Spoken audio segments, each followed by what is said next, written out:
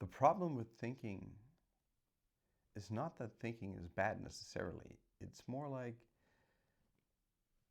when you think all the time and try to figure everything out all the time, not only does it become too much, it'll actually hurt you in many ways because oftentimes, well, you're thinking and it's kind of like solving a puzzle, putting certain blocks on top of one another. But ultimately, some puzzles can be solved, other puzzles cannot. And as the Tao Te Ching says in verse 9, fill your bowl to the brim and it will spill. Keep sharpening your knife and it will blunt. There's no judgment in there, first of all.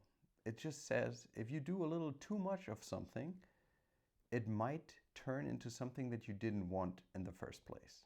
Like perhaps you only wanted to put some water in the glass and you didn't want it to spill because you wanted to drink it. But if you put too much in, it spills and now you have to clean up and everything. So you did a little too much.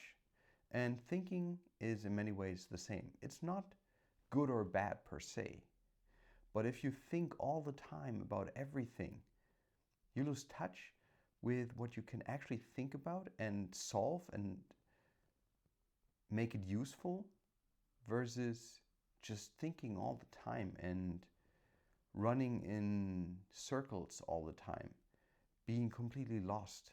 Therefore, the idea is to learn to figure out when to think and what to think about. If you constantly think, it also means you take your attention away from the moment, from now, and you start worrying because thinking makes you worry. It makes you think about whether you're going to be remembering it or whether you're able to actually do it, do what you set out to do, and so on. So you start worrying instead of just living, instead of just calming down. Many masters say, for example, that thinking is a disease, or thinking is the reason for much of the suffering that's happening. And I would argue that it's probably right.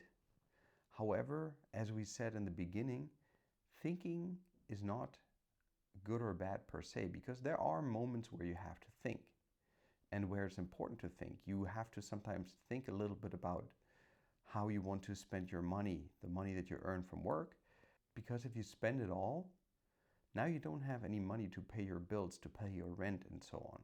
So you want to think a little bit ahead in your life, but you don't necessarily want to overthink or just think, because you also have to live, you have to experience, be there, be in the moment that is happening right now in front of you, instead of somewhere in your mind, either in the past or in the future, projecting things that might happen.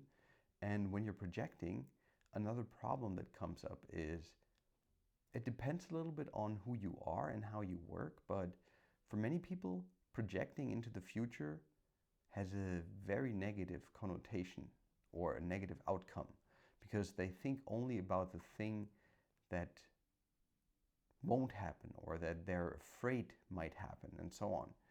On the other hand, there are also the very, very positive people that only think about the good outcome and they completely neglect the possibility of something negative happening. Neither one is really the right way or the good way.